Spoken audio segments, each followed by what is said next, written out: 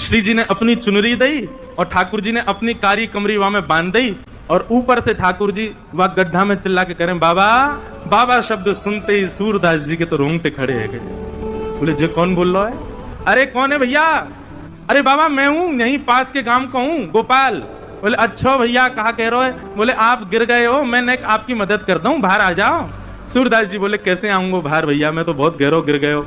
ठाकुर जी बोले मैंने अपनो पटका डाल दियो बाबा, बाकू पकड़ लियो, पकड़ के ऊपर आ जाओ। सूरदास जी ढूंढने लगे, तभी हाथ में पटका आयो। सूरदास जी ने जैसे ही वो पटका पकड़ो, कारी कमरी पकड़ी और ऊपर चढ़ने लगे तो नासिका के पास जाते वह कारी कमरी में थे ठाकुर जी के श्री अंग की सुगंध, जो आज सवेरे सवेरे श्रृंगार के दर्शन में श्रीनाथ जी में जो इत्र प्राप्त भयो, वहां की सुगंधी और कारी कमरी की सुगंधी एक सी है। सूरदास जी बोले जे सुगंधी तो सुबह सुबह गुसाई जी ने दही मोह श्रृंगार के बाद, यह पटका में तो कैसे आ रही है?